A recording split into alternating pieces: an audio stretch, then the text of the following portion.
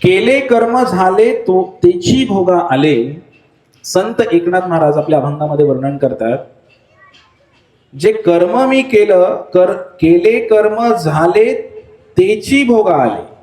याचा अर्थ असा आहे की जे कर्म मी केलं, जे कार्य मी केलं, तेची भोगा आले, तेच कर्म मला भोगायला लागलं. तसंच नाही बरं का म्हटले, जसं कर्म केलं होतं तशा प्रकारचं असं नाही म्हटले. जे कर्म मी केलं ते जसं आहे तसं कर्म मला भोगावं लागलं. याच्यामध्ये किंचित सुद्धा थोडंफार इकडं तिकडं नाही. आणि म्हणून जेव्हा या कर्माची चर्चा येते, काही दृष्टांताच्या माध्यमातून किंवा कथांच्या माध्यमातून आम्हाला हेच गोष्टी समजून घ्यायला पाहिजे. नेमकं कोणतं कर्म केल्यानंतर काय होतं आणि हे कर्म आम्हाला या संसारामध्ये कसं बांधून ठेवतं की मोकळं करतं, हे थोडंसं आम्हाला माहीत पाहिजे. तर भगवद्गीतेमध्ये जेव्हा ही चर्चा होते, तर त्यामध्ये एक उदाहरण मी तुम्हाला देणार आहे, म्हणजे सुरुवात होईल आपली चांगली की कर्म नेमकं कसं लागतं. एकदा एक वडील आणि एक मुलगा एका घरामध्ये होते आणि वडिलांचं वय झालं होतं. आणि वय झालं की तुम्हाला माहिती आहे काय होतं ते, किती जरी सांभाळलं असेल आई वडिलांनी, थोडीशी अडचणही होतेच, बऱ्याच जणांना होते घरामध्ये. कारण एक तर ऐकायला येत नाही म्हाताऱ्याला, सांगितलं तर ऐकून पण घेत नाही, ऐकायला आलं तर ऐकून पण घेत नाही. मग माझंच खरं किंवा माझ्या आशेचं पालन करा असंही त्यांचं म्हणणं आहे. मग म्हाताऱ्या लोकांची अडचण होते, त्या मुलाला वडिलांची अडचण व्हायला लागली. आणि तो मुलगा म्हणाला, मग त्याने काय बरेच प्रयत्न केले. मग त्याने वडिलांना काय केलं, एकदा वय झालं होतं वडिलांचं, दिसायलाही कमी होतं वडिलांना, त्यांनी त्या वडिलांना जंगलामध्ये घेऊन गेला. ऐकताय ना आपण, जंगलामध्ये घेऊन गेला. आणि जंगलामध्ये घेऊन गेल्यानंतर त्या ठिकाणी त्याने सोडलं त्या जंगलामध्ये. पण आश्चर्याची गोष्ट मंडळी की वडील पुन्हा माघारी आले जंगलातून. कधी आले, तो मुलगा घरी पोचायच्या अगोदरच वडील आले. प्रत्येकाच्या घरामध्ये मांजर, कुणाकुणाच्या घरामध्ये हात वरती करा, मांजर आहे का घरामध्ये तुमच्या? बऱ्याच जणांच्या घरी मांजर आहे. मांजराला आपण काय करतो, नको असेल, म्हातारा झाला असेल, दुधात सारखंच तोंड घालत असेल, काही असेल, तर मांजराला आपण काय करतो, सोडून येतो कुठेतरी, लांब सोडून येतो जंगलामध्ये. जेव्हा मांजराला लांब सोडून येतो त्यावेळेला मांजर काय करतो, कितीही लांब नेऊन सोडा पुन्हा माघारी येतो. बरोबर आहे का? या मुलाने प्रयत्न केला, तो गेला आणि तिकडे गेल्यानंतर वडिलांना सोडलं जंगलामध्ये, पण वडील, तो मुलगा घरात पोचायच्या अगोदरच वडील येऊन तयार आहे तिकडे. ह्याच्यावरनं हेच म्हणजे मांजरासारखीच अवस्था आहे म्हाताऱ्या माणसांची. एकदा तर एक माणूस गेला होता जंगलामध्ये सोडायला, त्याला वाटलं की मांजर सारखंच माघारी येते, त्याला लांब जंगलात नेऊन सोडूया म्हणे, रस्ता नसेल असं, आणि पूर्ण आतमध्ये जंगलामध्ये सोडून आला तो त्या मांजराला. पण ज्या वेळेला त्या मांजराला सोडायला जंगलामध्ये गेला, तो स्वतःची वाटच विसरला माघारी यायची, इतक्या घनदाट जंगलामध्ये गेला. आणि आश्चर्य असं की ते मांजर घेऊन गेला होता, ते मांजर शोधायला लागला, कारण आता मांजरच वाट दाखवणार तो जंगलात घरी जायची. आणि त्यामुळे ते मांजराच्या दिशेने तो जिकडे चाललाय त्याच्या पाठीमागे तो गेला आणि अशा प्रकारे तो घरी पोहोचला. म्हाताऱ्या माणसांची अवस्था अशीच आहे.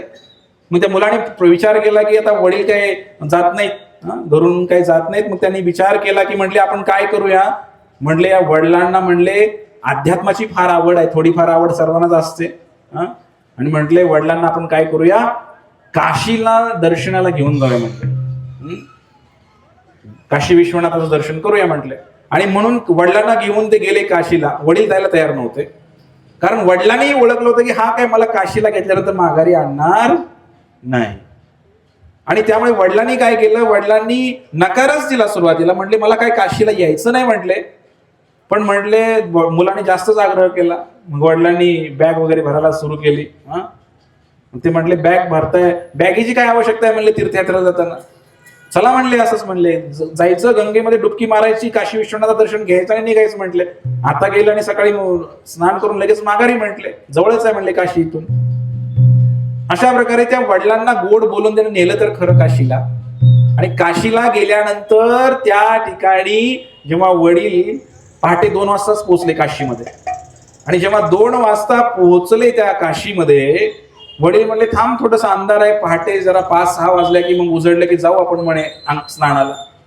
मुलगा म्हणाला, बाबा म्हणले, अहो म्हणले फार गर्दी असते म्हणले, आणि आम्हाला पण काम आहे म्हणले, चला म्हणले सकाळ लवकर. आणि मग त्या मुलाला घेऊन गेले, मुलगा घेऊन गेला बाबांना, वडिलांना घेऊन गेला, त्या गंगेच्या किनारी गेला. पहाटे 2 वाजलेले आहेत, आणि 2 वाजता जेव्हा स्नानासाठी गेले, थंडगार पाणी आहे गंगेमध्ये, वडिलांनी त्या पाण्यामध्ये गेले, वडील, मुलगाही घेऊन गेला वडिलांना, आंघोळ घालायला लागला. पण नियम असा आहे की गंगेमध्ये जर स्नान करायचं असेल तर कमीत कमी नाभी इतक्या पाण्यामध्ये स्नान करायला पाहिजे. तर गंगेमध्ये तर नेहमीच पाणी भरपूर असतं, तर नाभीपर्यंत तरी पाणी गेलं पाहिजे.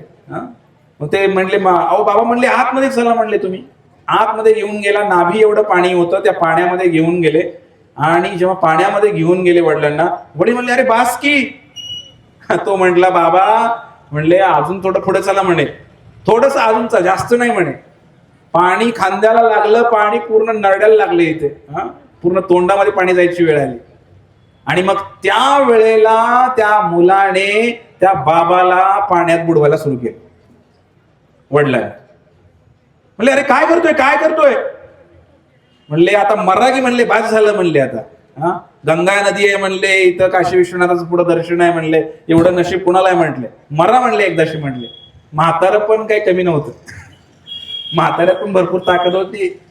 म्हाताऱ्याने हे जे हात पकडले, म्हणले तुला मी सोडत नाही म्हणले, मला सांगायचं नव्हतं म्हणले, मला मारायसाठी घेऊन आलाय म्हणले काशीला, एवढा उतरत्याप केलाय म्हणलं. म्हाताऱ्याची ताकद काही चालेल ना, पण मुलाच्या पुढे. मुलगा म्हाताऱ्याला बुडवतोय, म्हातारा पोराला धरलेला आहे दोन्ही हाताला, काय बुडना म्हातारा लवकर. मग आता शेवटी त्या म्हाताऱ्याला कळालं की म्हटले आता काही माझी ताकद चालत नाही म्हणले याच्या पुढं, आता मात्र म्हटले मला काहीतरी निर्णय घ्यावा लागतो. तो म्हातारा, नीट ऐका शेवटचा शब्द आहे, तो म्हातारा मुलाला म्हणाला, बाबा म्हणले मला इथं नको मारूस म्हटले, मला थोडस जरा पुढे नेऊन मार म्हटले, थोडं पुढे जाऊन म्हटले मला बुडव म्हटले, इथं नको मारू म्हटले, एवढी माझी शेवटची इच्छा आहे म्हटले. असं म्हटल्यानंतर तो म्हटला, बाबा ही असली कसली इच्छा, पुढे जाऊन तरी मरायचंच आहे, इथं तरी मरायचंच आहे म्हणले. नाही म्हणले पुढे जरा पाणी जास्त आहे, घेऊन तरी चल म्हणले. नाही म्हणले ही असली कसली इच्छा तुमची. नीट ऐका, त्या म्हाताऱ्याने एक चांगलं उत्तर दिलं. तो म्हातारा म्हणला, बाबा अहो म्हणला, अरे मुला म्हणला, माझ्या वडिलांना मी बरोबर इथंच बुडवलं होतं म्हणे. माझे वडील जेव्हा म्हातारे झालते तेव्हा मी ह्यांना काशीतच घेऊन आलो होतो आणि बरोबर ह्याच जागेला बुडवलं होतं म्हणले, मला जरा पुढं बुडव म्हणले. काय कळालं तुम्हाला?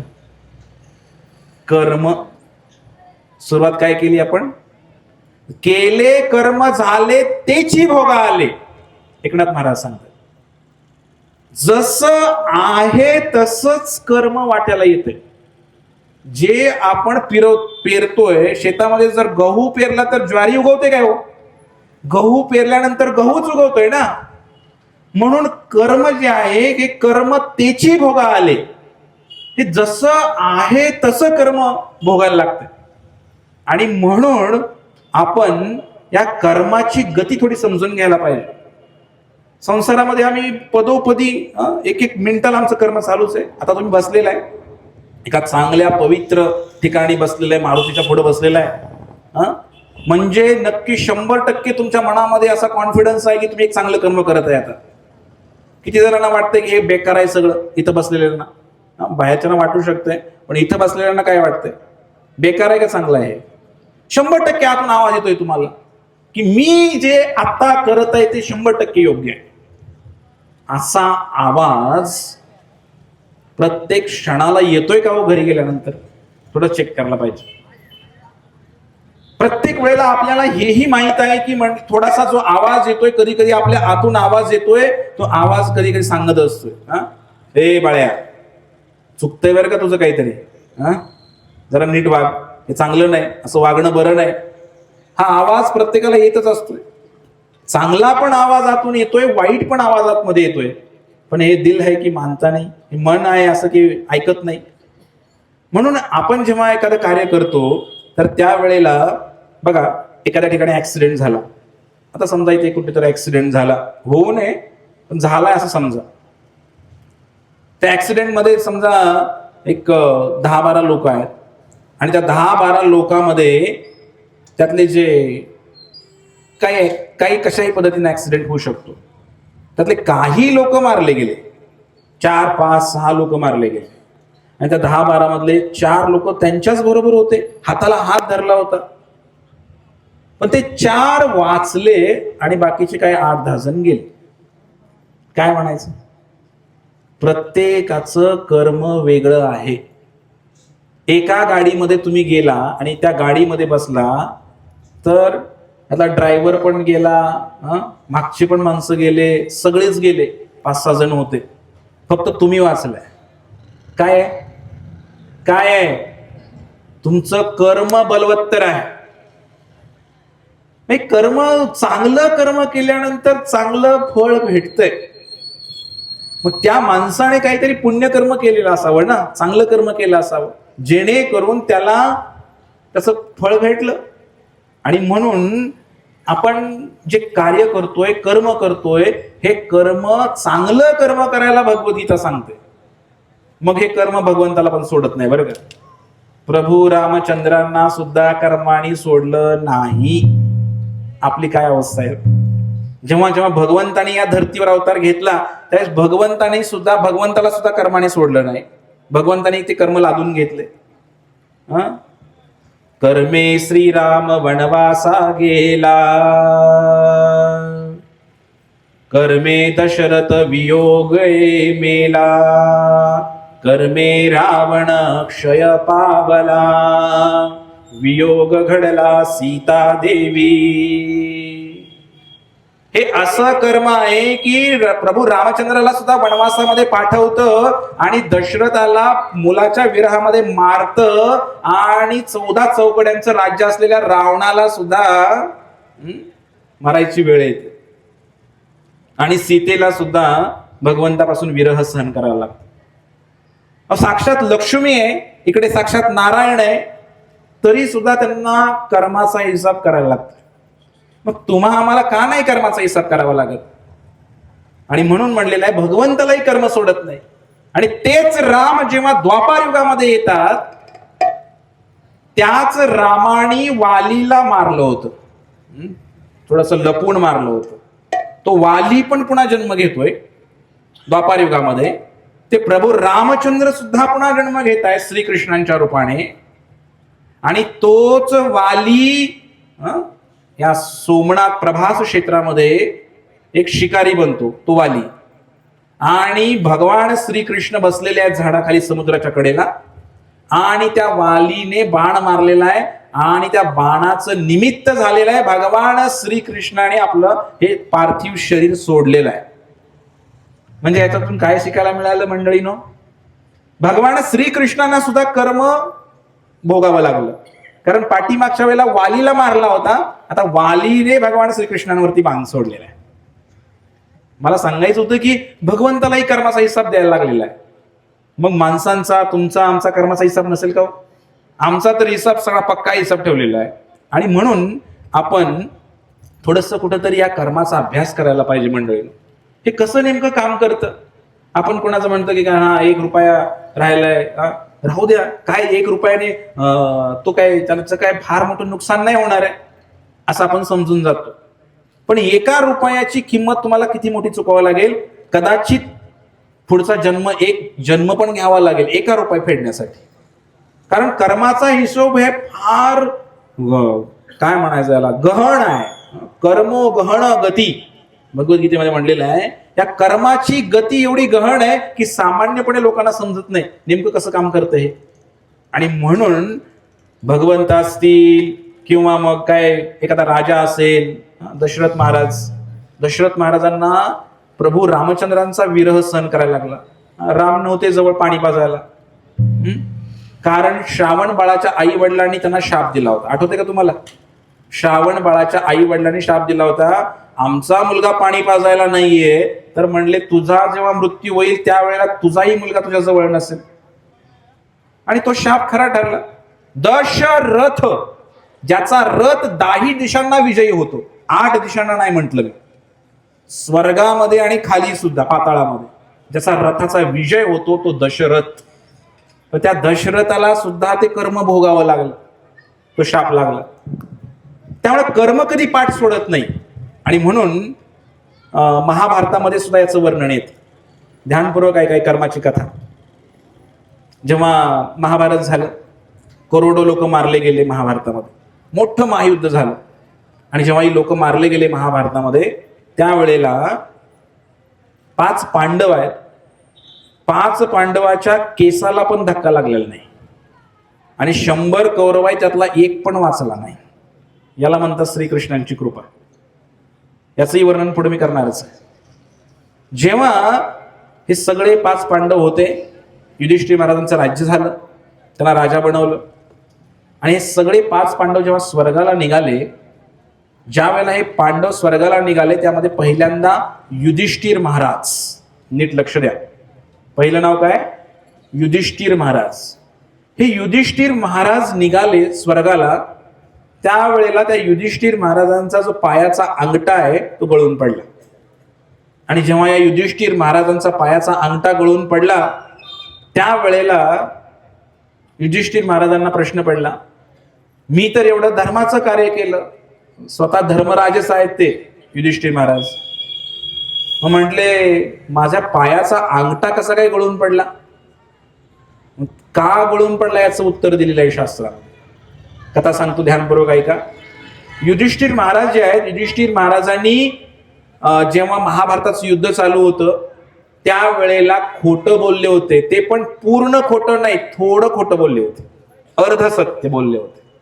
युधिष्ठिर महाराज जेव्हा त्यांना सांगण्यात आलं, हे अश्वत्थामा जे द्रोणाचार्य जे होते त्यांचे कुलगुरू होते, लहानपणी त्यांना विद्या शिकवली या 5 पांडवांना द्रोणाचार्यांनी.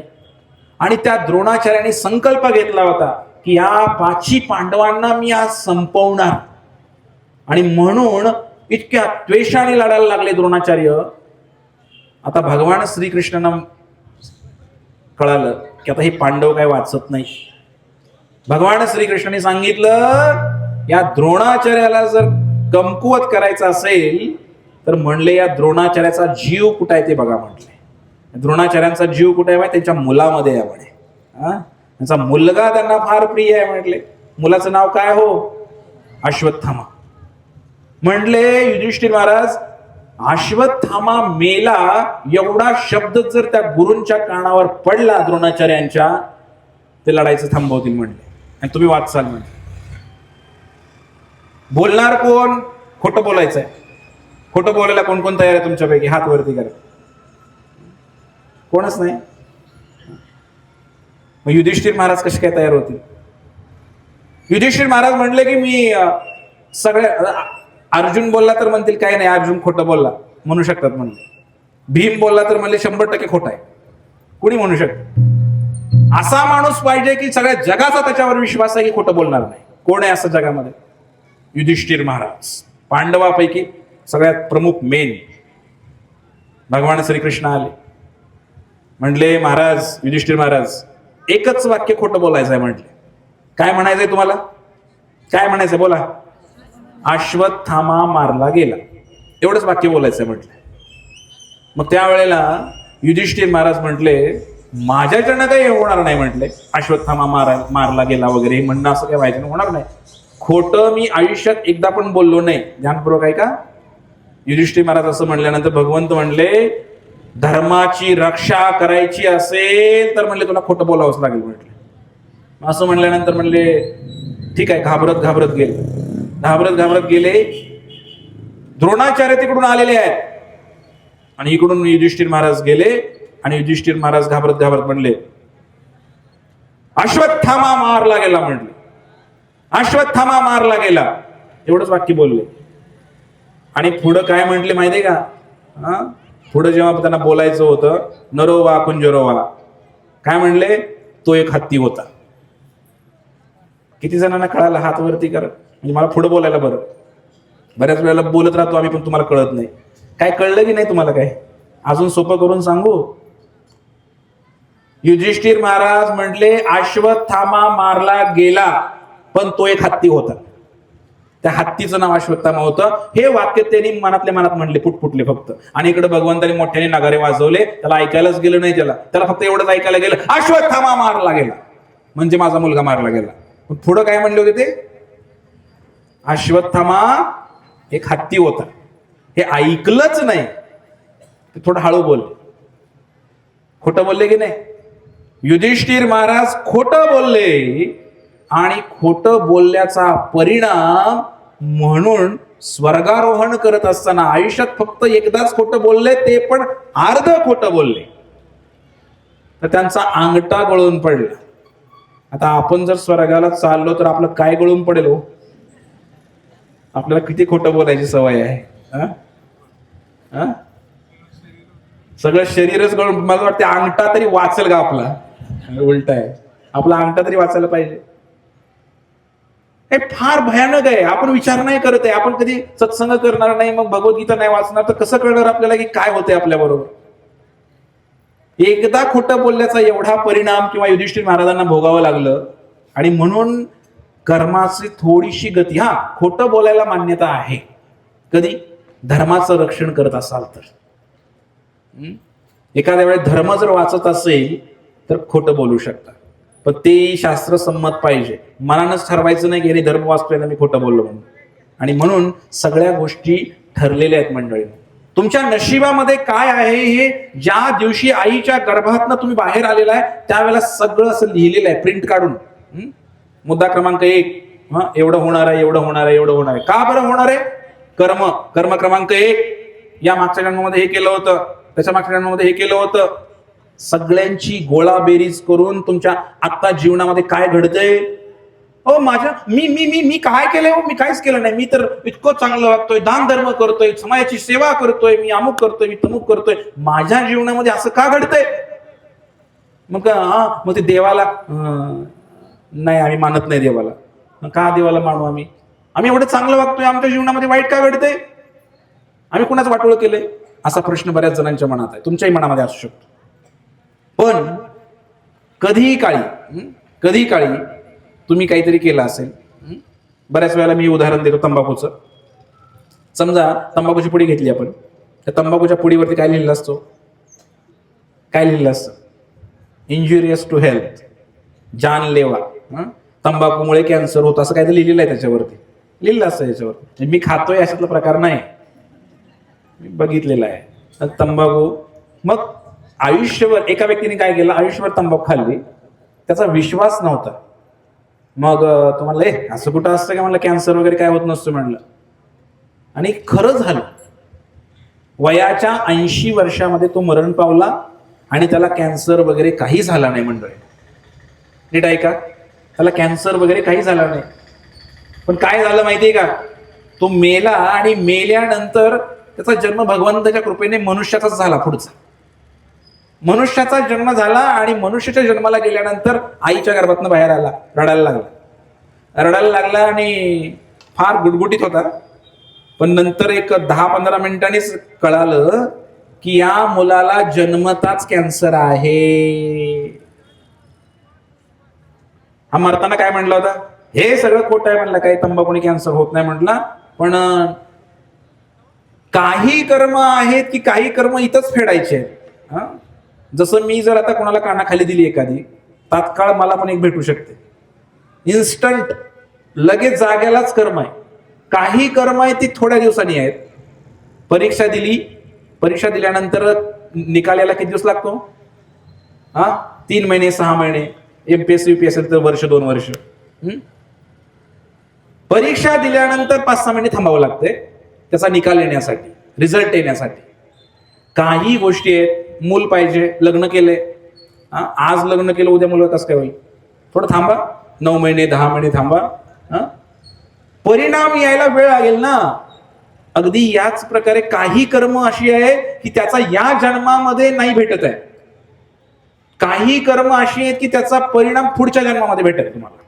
काही कर्म अशी आहेत की त्याचा परिणाम 10 जन्मानंतर भेटेल. मग आता तुमच्या जीवनामध्ये एखादी घटना घडते तर कदाचित 10 जन्मापूर्वी तुम्ही ते पेरलेलं आहे. 20 जन्मापूर्वी तुम्ही काहीतरी केलेलं आहे, त्याच्यामुळे तुमच्या जीवनात आता तुम्ही चांगलं वागताय, परंतु जे काही दुःख येतंय माझ्या जीवनामध्ये, हे सगळं कुठंतरी पेरलेलं आहे मी आधी, आणि म्हणून ते फक्त फेडण्याचा प्रयत्न करत आहे. हरे कृष्ण कृष्ण कृष्ण हरे हरे, हरे राम राम हरे हरे. काही गोष्टी या जन्मामध्ये फेडायच्या. एक राजा होता, त्या राजाच्या घरामध्ये काही चोर शिरले, दरोडेखोर. त्यांनी चोरी केली आणि चोरी करून हे सगळे घेऊन गेले, पळायला लागले. राजाचे सैनिक मागं लागले. ते सैनिक जे होते, ते सैनिक एका आश्रमामध्ये घुसले. त्या आश्रमामध्ये एक संत राहत होते. त्या संतांचं नाव होतं मांडव्य ऋषी. काय नाव होतं? मोठ्याने म्हणा, म्हणजे ऐकताय तुम्ही. हे मांडव्य ऋषी जे आहेत, त्यांच्या आश्रमात घुसले. राजाचे सैनिक आले, सगळ्या सकट त्या ऋषींना पण पकडलं चोर समजून. राजाकडे गेले. राजाकडे गेल्यानंतर राजांनी मग तिकडं शिक्षा सुनावली. म्हणले कुठले आहेत हे चोर? म्हणजे चोराने सांगितलं आम्ही चोर आहे म्हटले. मग कुठं घुसला होता म्हटले, कुठं बसला होता? महाराजांच्या आश्रमामध्ये. त्यांचं नाव मांडव, त्यांना पुढे आणलं. म्हणले चोरी करणारा तर गुन्हेगार आहेच म्हणले, पण त्यांना तुम्ही लपवून ठेवलं घरामध्ये. म्हणले सगळ्यात मोठे तुम्ही गुन्हा केलाय, सुळावर चढवा म्हटले. मांडव्य ऋषींना सुळावर चढवायचा प्रयत्न केला. ऋषी म्हणले अहो मी काय केलंच नाही म्हटले, चोर आले माझ्या घरात घुसले म्हणले आणि मी काहीच केलं नाही. तसं नाही म्हटले. त्या ऋषींना त्या सुळावर चढवलं राजाने. सूळ माहितीये का तुम्हाला? हत्तीच्या सोंडेमध्ये पकडतात, एक लोखंडी असा पहार असते, चोकदार अशी, आणि वरून फेकतात. असं जनाबाईलाही फेकलं होतं.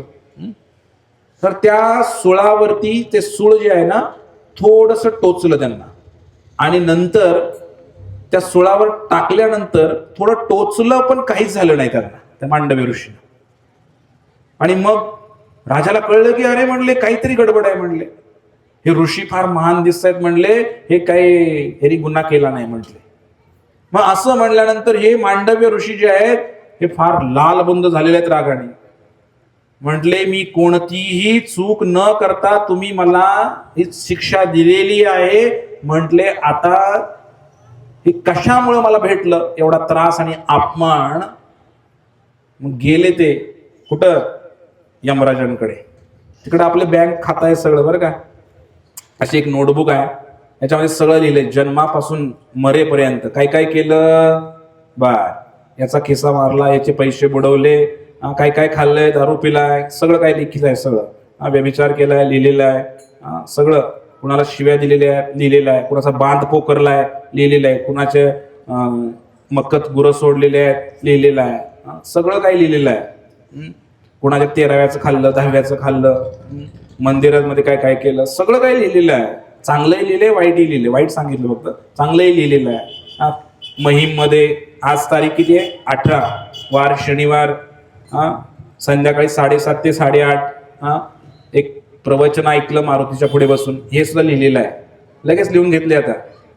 बरं, चांगलं कर्म केलं, थँक्यू, धन्यवाद. हे सगळी वही आपली तिकडं आहे, आणि या वहीमध्ये जे लिहिलेलं आहे ते मांडव्य ऋषींचं पण लिहिलं होतं. त्यांची फाईल ओपन केली आणि बघितलं. म्हणले काय काय केलं या ऋषींनी बघा. अहो ऋषी आहेत, कशाला पाप कर्म करतायत, सगळं चांगलंच आहे. पण शेवटची फाईल उघडली, त्यामध्ये असं दिसलं. म्हणले एक पाप केलेलं आहे तुम्ही. म्हटले काय पाप केलेलं आहे? तुम्ही लहान असताना, हे महाराज लहान असताना यांनी काय केलं होतं माहिती का? एक फुलपाखरू होतं, फुलपाखरू. आता लहान मुलं काय करतात, फुलपाखराला पकडण्याचा प्रयत्न तुम्ही केलाय का कधी? ते म्हणले ते फुलपाखराला पकडलं त्यांनी, आणि त्या फुलपाखराला एका डब्बीमध्ये घातलं त्यांनी पकडून, त्या फुलपाखराला. आणि काय करायचे, हळूच काडीनं टोचवायचे त्याला, त्या फुलपाखराला आतमध्ये टोचवायचे. हे पाप म्हणे तुम्ही केलेलं आहे म्हणे लहान असताना. पुन्हा मांडव्य ऋषी भडकले. म्हटले वय वर्ष 12च्या आत जर पाप केलं तर ते लागत नाही म्हटले, लहान असल्यामुळं सोडून दिलं जातं म्हटले. मी तर तेव्हा 8 वर्षाचा होतो म्हटले, तुम्ही कसं काय लिहिलं म्हणले पाप? त्याला शाप दिला यमराजाला. काय म्हणले? म्हणले तू शूद्र घरामध्ये जन्म घे म्हटले, तुझी लायकी नाही म्हणले इथं बसायचे निसळ करायची. आणि तेच यमदूत यमराज काय झाले महाभारतामध्ये, विदुर महाराज की, हे विदुर झाले बघा महाभारतामध्ये. सांगण्याचा उद्देश होता की छोटस पाप केलं होतं, त्यासाठी त्यांना फुलपाखराला टोचवलं होतं, तर त्यांना त्या सुळावरती थोडस टोचलं, सुळावरती फेकण्यात आलं. मोठ्या मोठ्या ऋषींची पण सुटका नाहीये कर्मामधून. आम्ही कोणत्या नादामध्ये आहे? आम्ही तर किती जणांचं बुडवतोय, किती जणांचं खातोय, किती जणांना शिव्या देतोय, याचा सगळा लेखाजोखा ठेवलेला आहे. आणि सगळ्या गोष्टी फेडाव्या लागतील. अंधेरा खोली आहे, कुणीच मला पाहत नाही, लाईट बंद आहे, मोबाईल हातामध्ये आहे, मी काय पाहतोय, मी काय ऐकतोय, मी काय बघतोय, मी कोणाशी बोलतोय, तुम्हाला वाटते कुणीच पाहत नाही मला. सावधान, इथं कॅमेरा लावलाय, इथं हात ठेवा सर्वांनी, इथं असं आहे का बघा, हृदय आहे का? सर्वस्य चाहं हृदि सन्निविष्टो. भगवान श्रीकृष्ण परमात्मा रूपाने इथं बसलेले आहेत आणि हा कॅमेरा लावलेला आहे, दिसत नाहीये. हा कॅमेरा सगळं काही रेकॉर्ड करतोय. हा तुम्ही कुणाला काय केलंय, मला व्हॉट्सअप तर सिक्रेट आहे ना माझं, मी कुणाला मेसेज टाकतोय कुणाला कळणार आहे. पण एका व्यक्तीला माहिती आहे तुम्ही कुणाला मेसेज केलेला आहे आणि काय मेसेज केलेला आहे, त्याचं नाव परमात्मा आहे. त्याला घाबरायला पाहिजे, त्या परमात्म्याला घाबरायला पाहिजे, कारण त्यात तो बरोबर हिसाब करणार आहे आपला सर्वांचा. आणि म्हणून हे जे कर्म आहे, हे कर्म कालांतराने, मी सांगितलं लहानपणी कर्म केलं होतं, म्हातारपणी शिक्षा झाली. पण काही कर्म अशी आहेत मंडळीनो, जन्मांतरी अनेक अनेक जन्मानंतर फेडावे लागतात. त्याचं एक उदाहरण मी देणार आहे तुम्हाला, ध्यानपूर्वक. सर्वांना समजतंय का माझं बोलणं? समजतंय, ऐकायला येते का सर्वांना? हो म्हणा, हो. हात वर करा, हो काय म्हणत. शेवटी ऐकायला येते का? ओके. काही दिवसानंतर नाही, काही जन्मानंतर काही कर्म फेडायचे. कोणत्या जन्मानंतर कर्म फेडायचंय मी तुम्हाला सांगतो. एकदा एक राजा होता. त्या राजाने जंगलामध्ये जात असताना एक पक्षी होता. त्या पक्षीची 100 पिल्ल होती. त्याने एक बाण सोडला, शिकार करायला गेलेला, एक मजेत खेळत खेळत एक बाण सोडला. एकाच बाणामध्ये 100 पिल्ल मारली गेली. तिची नर आणि मादी तिकडे होते. त्याची मादी होती पक्षीने, तिने शाप दिला, माझ्या डोळ्यात देखत तू माझी 100 पिल्ल मारलीस, तुला सुद्धा 100 मुलं होतील आणि तुझ्या डोळ्यात देखत मारले जातील म्हणले. शाप दिला. कर्म. पण लगेच नाही फिटलं ते. असं नाही की आता मेला हा महाराज आणि मग नंतर पुढच्या जन्मी 100 मुलं झाले आणि मग ते 100 मुलं मारले गेले. जवळजवळ 50 जन्म त्याला घ्यावे लागले. का तर एक मुलगा जन्माला घालायला भरपूर पुण्य लागतं मंडळी. साधारण नाही, मनुष्य जन्म घ्यायलाच पुण्य लागतं, त्यात मुलगा व्हायला पुण्य लागतं.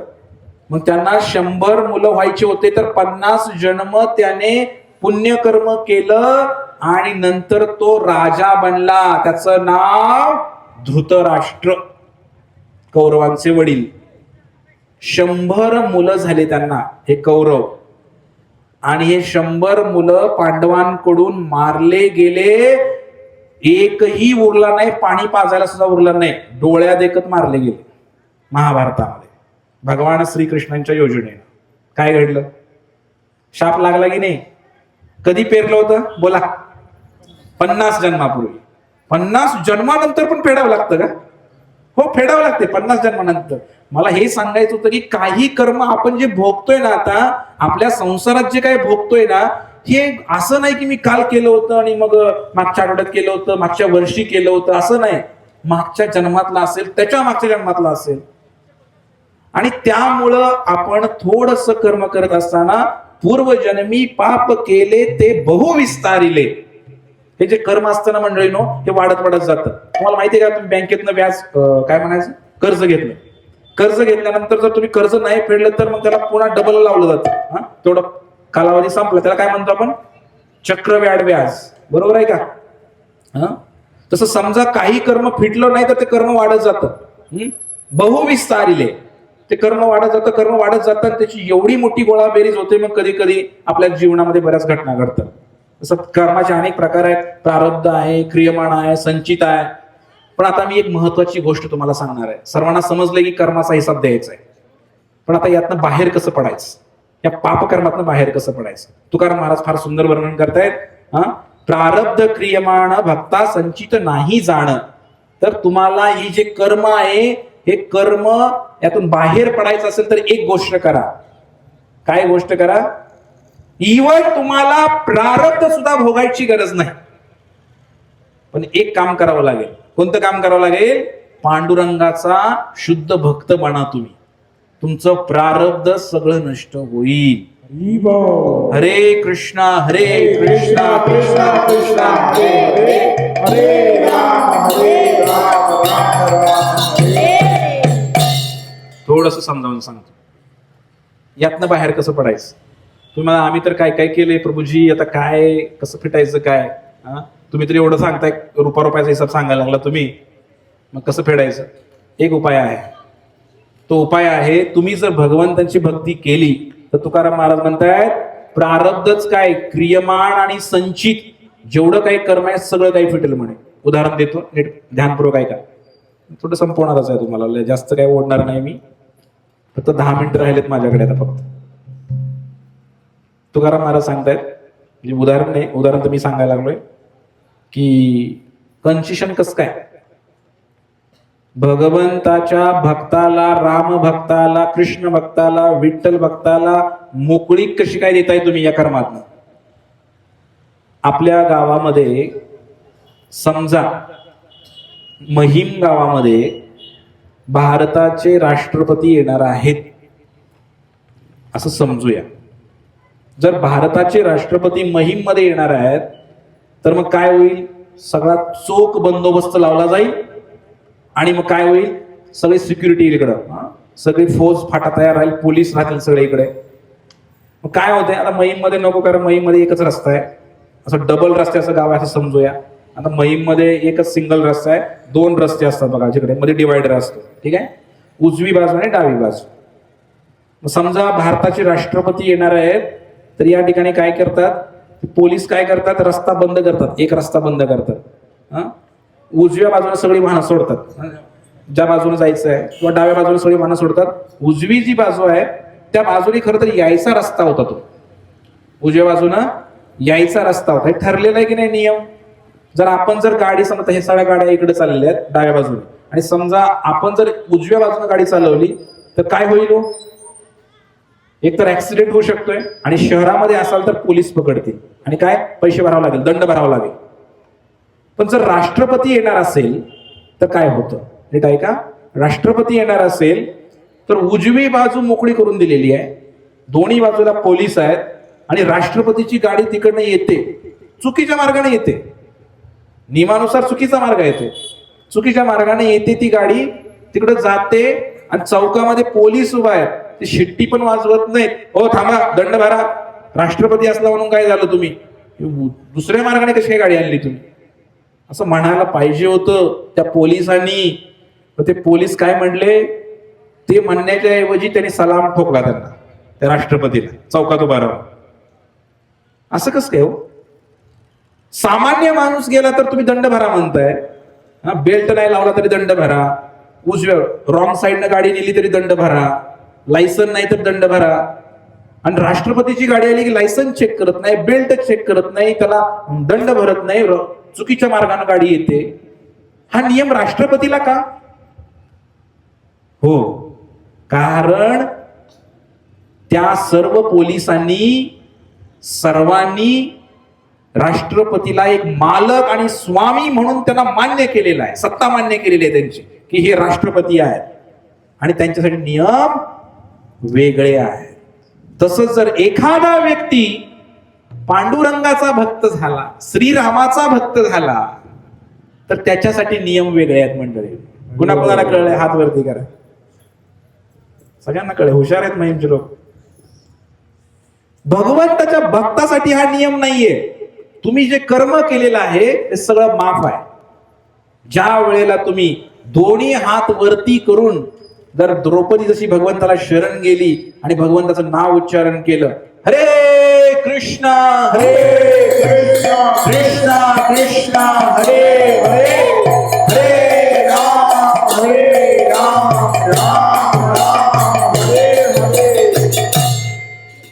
ज्या वेळेला आपण भगवंताची शरण करणार, स्वतःला कॉलर टाईट करून म्हणणार मी पांडुरंगाचा भक्त आहे, त्या वेळेला मग तुम्हाला माफ आहे.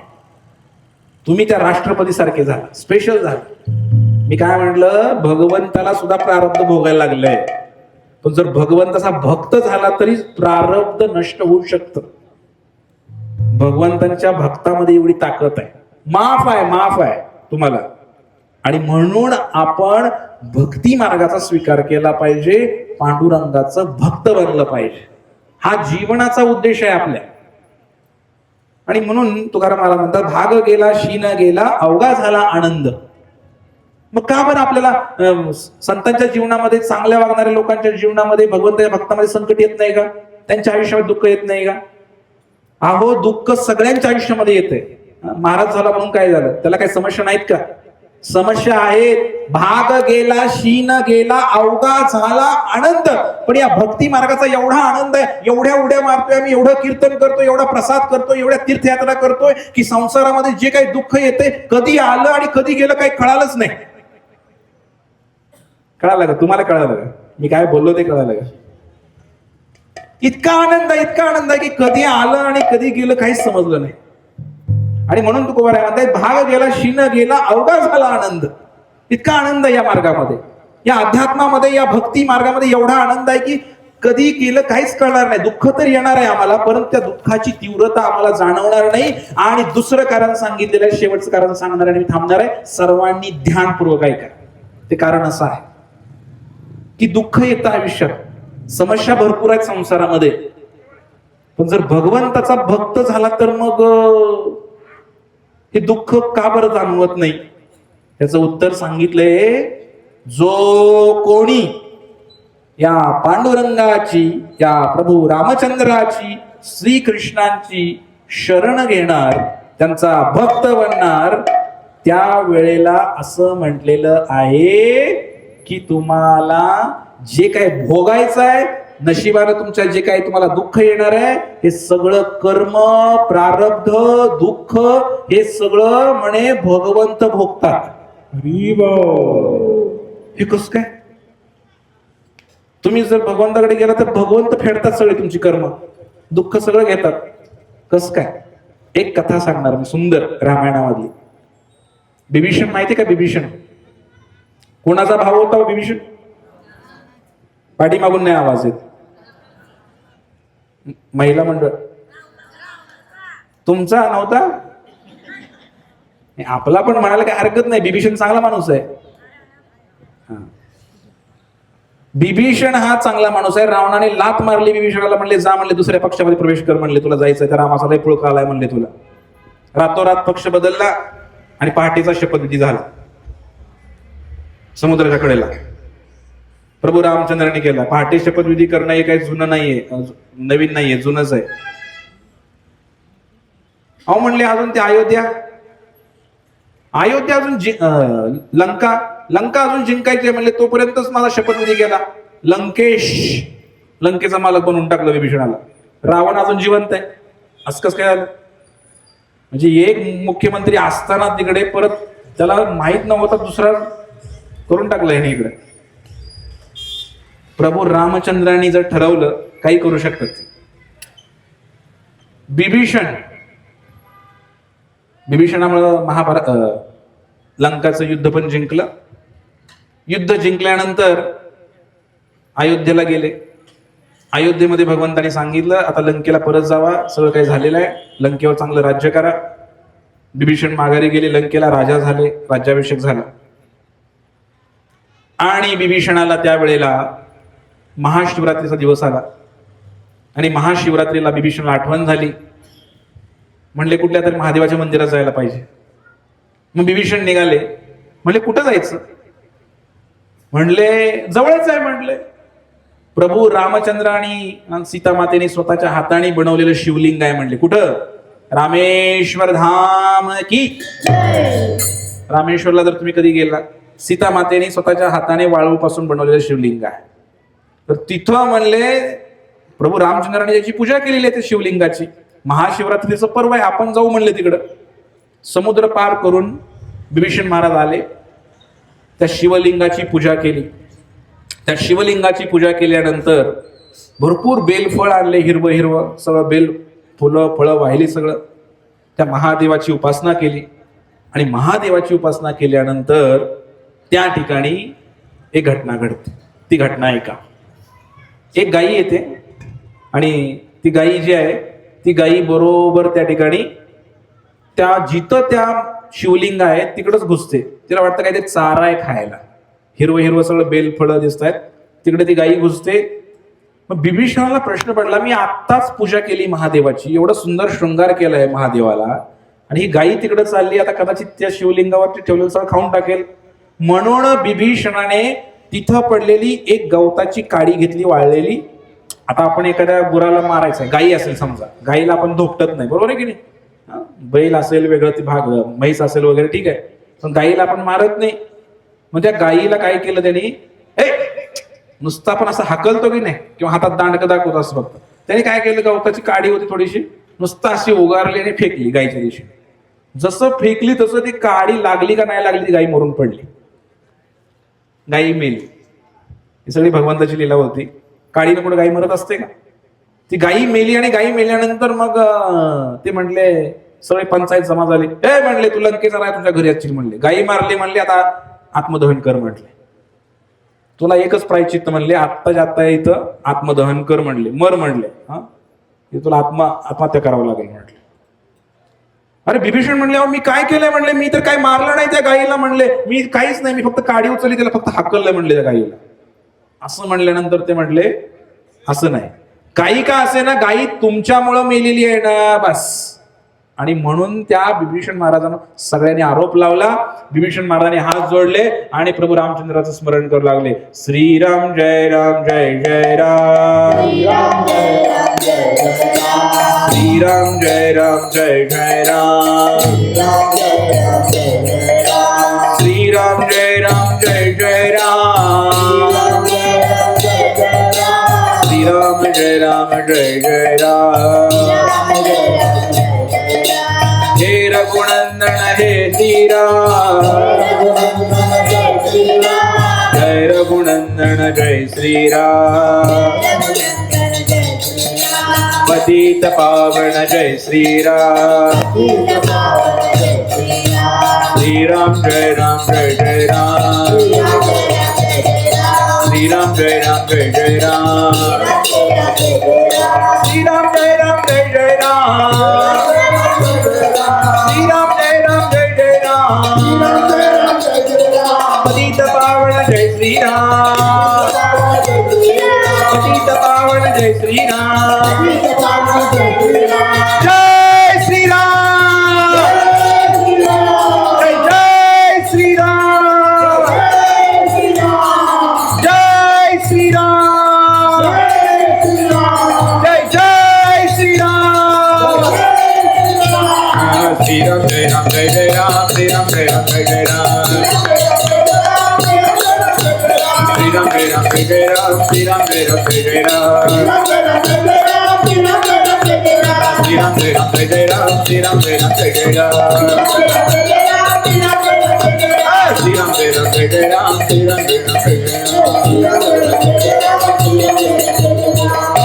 यावर रामचंद्र भगवान की. बिभीषणासारखे पवित्र भक्त हाक मारल्यावर प्रभू रामचंद्र येणार नाहीत का? यायला पाहिजे की नाही? तुमचं काय म्हणणं आहे? प्रभू रामचंद्र प्रकट झाले तिकडं त्या रामेश्वरम धामामध्ये. बिभीषणाला लोकांनी मारायचं असं ठरवलेलं आहे, आणि तिकडं प्रकट झाल्यानंतर त्या ठिकाणी प्रभू रामचंद्र म्हणले, थांबा म्हणले, याला मारू नका म्हणले, या बिभीषणाला मारू नका, हा माझा परम भक्त आहे म्हटले. म्हणले याची काही सुद्धा चूक नाही म्हटले. चूक म्हणले माझी आहे म्हणले सगळं.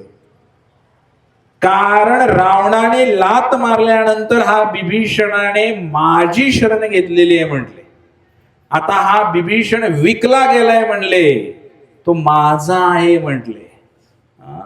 आणि त्यामुळं ही लंका पण माझीच होती म्हणे, रावणाकडे मी घेतलेली आहे. हा लंका पण मीच दिली म्हणे या बिभीषणाला, त्याला राजा पण मीच केलेला आहे म्हटले. आणि त्यामुळे आता हा विभीषण पण माझाच आहे म्हणले, त्यामुळं त्यांनी जे काही कर्म करतोय ते कर्म सुद्धा मला स्मरण करून करतोय म्हणले, त्यामुळं या कर्माचा पापाचा भागीदारी म्हणे विभीषण नाही, जे काही त्यानं केलेलं आहे ते मी फेडणार म्हणे आता. जय श्रीराम. असा भक्तपणा त्या पांडुरंगाचा, असा भक्तपणा त्या श्रीकृष्णाचा. एवढी भक्ती करायला पाहिजे की भगवंत सगळं आपलं शिरावर घेतात. भगवंताने त्या विभीषणाचं पाप घेतलं, गो हत्येचं पातक घेतलं, गो हत्येचं पाप भगवंताने घेतलं. आता हे अजून समजून सांगण्यासाठी एक उदाहरण देतो शेवटचं. महिमच्या चौकामध्ये ऍक्सिडेंट झाला, इथंच ही चौकच आहे ना, चौकामध्ये ऍक्सिडेंट झाला. ऍक्सिडेंट झाला, काय झालं, एक सायकल होती, नुसतं टच झालं मागून गाडी, चार चाकी 4 व्हीलर, नुसतं टच झाली, सायकल पडली, काय झालं नाही. पण तुम्हाला माहिती आहे पुढे काय होतं, ते काय होतं सांगा बरं महिमकर. लगेच 5-50 माणसं गोळा झाली, 5-50 जण माणसं गोळा झाले आणि काय म्हणले, हे किती जरी सायकलवाला किती जरी आडवा आला, त्याची चूक असली तरी सुद्धा शिव्या कोणाला बसतात हो? हा, 4 चाकीवाल्याला बसतात, बरोबर आहे का? सायकलवाल्याची किती पण चूक असू द्या, नीट लक्ष द्या.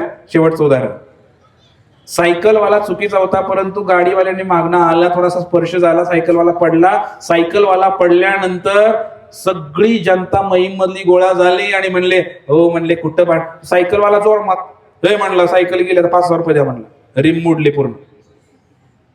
सायकलवाल्याचे दोस्त होते दुकानामध्ये इकडं, ते बी आले बाहेर, हो म्हणले सायकलचं खराब झाली म्हणले, बदलायला लागते, 5,000 रुपये काढा म्हणले महाराज. 5,000 काढा म्हणल्यानंतर ते भांडायला लागले, तोवर अजून 10-5 गोळा झाले सगळे. म्हणजे कुठं नादी लागताय म्हणले त्या सायकलवाल्याच्या, देऊन टाका म्हणले, तुम्हाला काय कमी आहे का म्हणले. असं होतं की नाही. तर सगळ्यांनी मिळून त्याच्यावर आणलं त्या गाडीच्या मालकावरती. मग आता गाडीच्या मालकाने लगेच फोन काढला, 5,000 फोन पे केले, कॅश नव्हती. मला सांगा 4 चाकी गाडी कोणाची होती? त्या मालकाची होती. धडकवली कोणी? ड्रायव्हरने. दोष मालकाचा नव्हता, नीट लक्षात घ्या. दोष कोणाचा आहे? ड्रायव्हरची चूक होती ना, ड्रायव्हरने थोडं त्या सायकलला धडक दिली. पण पैसे भरले कुणी? मोठ्याने बोला. मालकाने भरले. मालकानं गाडी धडकवली होती का?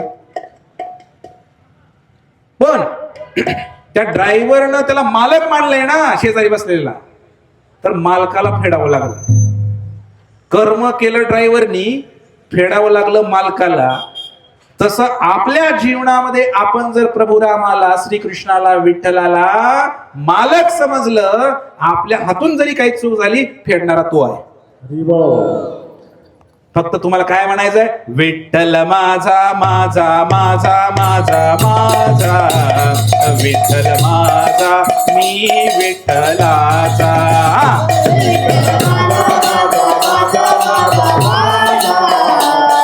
आवाज येत नाही, आवाज.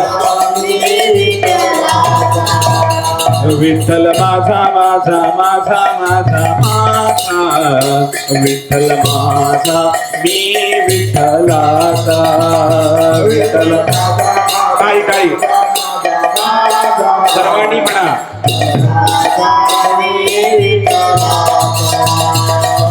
विठ्ठल माझा विठ्ठल माझा मी विठ्ठलाचा, विठ्ठल माझा विठ्ठल माझा मी विठ्ठलाचा. आवाज. हो, विठ्ठल माझा विठ्ठल माझा मी विठ्ठलाचा, विठ्ठल माझा विठ्ठल माझा मी विठ्ठलाचा. ज्याचा विठ्ठल आहे त्यानेच म्हणा, बाकीच्याने गप्प बस तरी चालेल. विठ्ठल माझा माझा माझा माझा माझा, विठ्ठल माझा मी विठ्ठलाचा.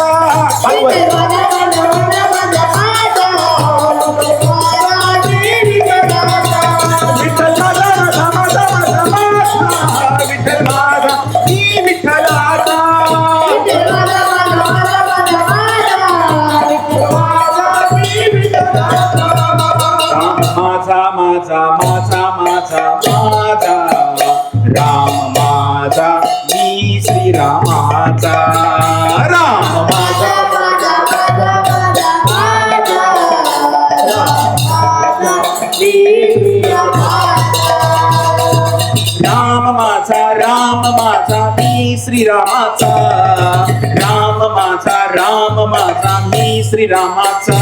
बोला मोठ्याने. राम माझा मी श्रीरामाचा.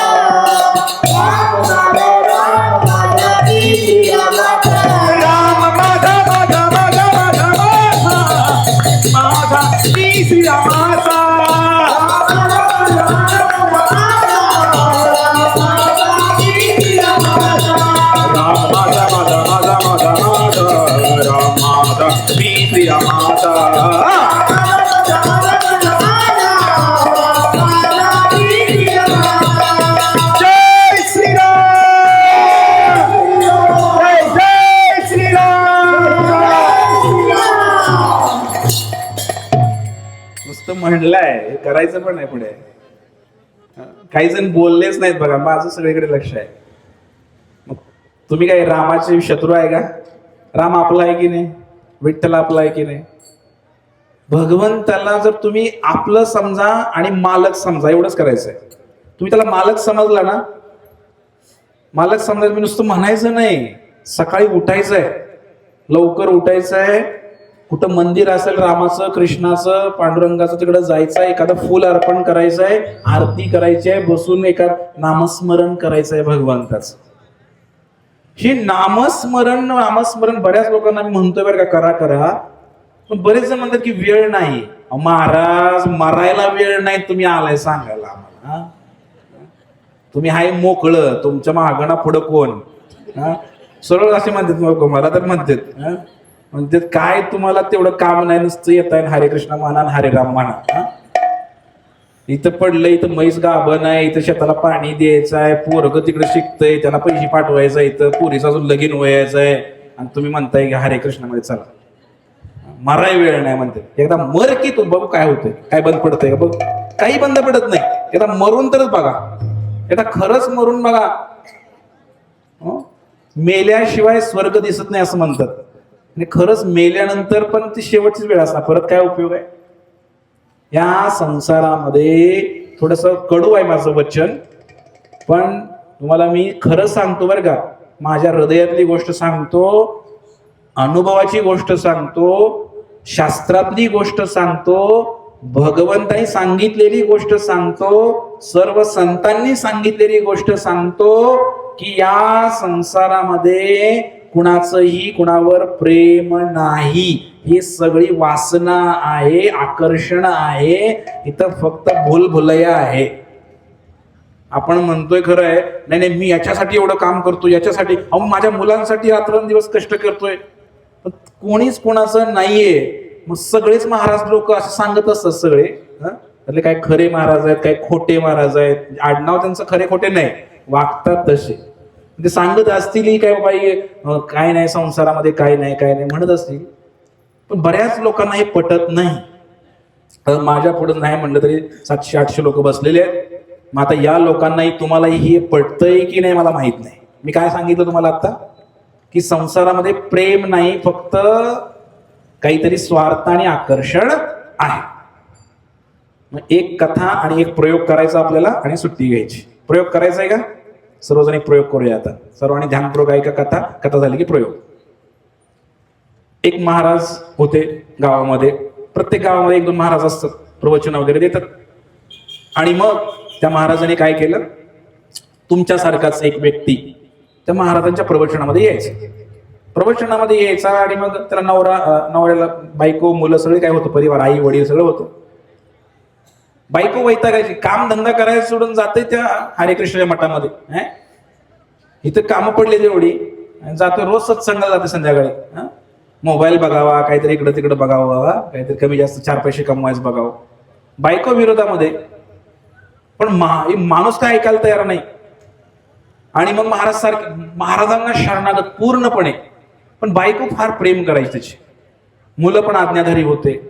बायको फार प्रेम करायची, व्यवस्थित जेवायला वाढायची, कधी येणार आहे काय सगळं बघायची. आणि मग काय झालं, ते महाराज जे आहेत ना, त्या महाराजांच्या नादी लागला एवढा हा माणूस, एवढा नादी लागला त्या महाराजांच्या. पण एक वाक्य महाराज सारखं सांगायचे, त्याला पटत नव्हतं. ते वाक्य काय आहे आता सांगितलं मी. काय? संसारात सगळी मोहमाया आहे. हे आकर्षण आहे. इथं खरं प्रेम कोण करत नाही, नुसता स्वार्थ भरलेला आहे. हे सांगितलं की त्याला पटायचं नाही, बाकी सगळं महाराजच पटायचं. त्याला थोडी शंका यायची. काय शंका यायची? कारण त्याची बायको त्याच्यावर प्रेम करायची जास्त, मुलं पण प्रेम करायची, बायको पण प्रेम करायची. आणि मग तो म्हणला, महाराज, ओ महाराज, एवढं पटत नाही बरं का आपल्याला, तुम्ही म्हणताय काय पटत नाही. महाराज म्हणले, मग डेमो द्यायला लागतोय तुला, प्रयोग करू म्हणले. ठीक आहे, काय प्रयोग करायचा? आता हा प्रयोग सगळ्यांनी घरी गेल्यावर करा, इथं नाही करायचं. ते म्हणले, तू मेल्याचं सोंग कर म्हणले. तू मेल्याचं सोंग कर म्हणले, घरी जा म्हणले, मेल्याचं सोंग कर. आणि ते डॉक्टर पण गावातला आहे म्हणले, त्याला पाठवतो, ते सांगल नस बंद पडली म्हणून. श्वास रोखून धरायचा म्हणले फक्त तू. सगळं नियोजन लावलं. हा गेला घरी, पडला होता असं, चक्कर येऊन पडला. काय झालंय, काय झालंय, काय झालंय? सगळे मुलं, घरातले सगळे लोक आले आणि त्या, बाबा बाबा बाबा, हो अहो अहो अहो, बाळा बाळा बाळा, सगळे लोक आले तिकडे. त्याला बघितलं, श्वास बंद पडलेला होता, श्वास रोखून धरला होता. डॉक्टरला बोलवा, डॉक्टरला बोलवा. डॉक्टर आधीच ठरलं होतं. डॉक्टर आले, डॉक्टरांनी बघितलं, म्हणले, राम नाम सत्य हे. संपले म्हणले, गेले महाराज. आता मात्र बायकोने टाहू फोडला, धनी, असं एवढा टाहू फोडला. आता मला एवढं जमत नाही चांगलं, समजून घ्या तुम्ही. म्हणते म्हणले, कसं कसं, अर्ध्यावरच अजून पोरींची लग्न व्हायचे आणि काय पोरांची शिक्षण बाकी आहे, तुम्ही अर्ध्यावर आम्हाला सोडून गेला, आता आम्हाला कोण आहे? तुमच्याशिवाय आम्ही स्वप्नात सुद्धा तुम्हाला पाहिलं नाही. बरंच काय काय ओरडायला लागली. काय ओरडतात ते तुम्हाला चांगलं माहितीये, मी ओरडून दाखवणार नाही. पण त्या ठिकाणी बायको रडायला लागली, एवढी रडायला लागली बायको. आणि त्यानंतर मुलं आली, मुलं रडायला लागली, बाबा. आणि मग नंतर मग आई पण आली. आईचं वय 90, आईचं वय 90, आई पण रडायला लागली. सगळे रडायला लागले. आणि ह्यो असा पडलेला. याला आता 100% कळालं, महाराज खोटं बोलतय. किती प्रेम आहे माझ्यावर बघा ह्या बायकोच, किती रडायला लागली बिचारी. मुलं किती रडायला लागले. हे महाराज काय तर सांगत राहते, ह्यांना नाही काय काम धंदा असं म्हणून ते त्याच्या मनात असं व्हायला लागलं. मग इतक्यात सगळ्या गावामध्ये कळलं की आमका तमका मेलेला आहे. चांगला माणूस होता, भाषणाला जाणारा माणूस होता, तो मेलेला आहे म्हणले. आणि मेल्यानंतर म्हणले, मग ठीक आहे, सगळं गाव गोळा झालं. त्यात महाराज सुद्धा आले. महाराज आले आणि महाराज म्हणले, काय जाऊ दे म्हणले, काय जन्माला येणार, तू मरणारच आहे म्हणले, एक दिवशी मरू द्या म्हणले, जास्त काय आता टेन्शन घेऊ नका. पण म्हणले महाराज, लय हो आमचा जीव होता हो, आमच्यासाठी काय म्हणून नाही केलं आमच्या बाप्पानी, माझ्या नवऱ्यानी. म्हणले, तुमच्या सत्संगाला यायचा किंवा आमचा नवरा, असं कसं देवानी केलं? असं म्हणले. महाराज, जिवंत करावं याला, याच्याशिवाय मी जगू शकत नाही. म्हणजे असं तू रडायला लागली महाराज. आता महाराजांना म्हणले जिवंत करा. महाराज म्हणले, असं नसतंय करता येत म्हणले, एकदा गेलेला गेला म्हणले माणूस. एकदा गेलेला गेला म्हणल्यानंतर मग ते म्हणले, ठीक आहे, काय करूया की एक उपाय आहे म्हणले. म्हणले, काय उपाय आहे? म्हणले, जिवंत होऊ शकतो म्हणले. हा चांगला भक्त होता म्हणले, नामस्मरण करत होता म्हणले भगवंताचा, हरे कृष्ण कृष्ण कृष्ण हरे हरे, हरे राम राम राम हरे हरे, नामस्मरण करत होता म्हणले. दर शनिवारी न चुकता दर बुधवारी म्हणले महिमच्या सत्संग मध्ये येत होता म्हणले, सिद्धनाथाच्या मंदिरामध्ये म्हणले. लय भारी माणूस होता म्हणले. आणि कधी सुद्धा माझ्या आज्ञेचं पालन केलं नाही असं झालं नाही म्हणले. जिवंत करतो म्हणले याला, पण म्हणले एक आट आहे म्हणले. काय आट आहे? म्हणले, एक ग्लास घेऊन या म्हणले.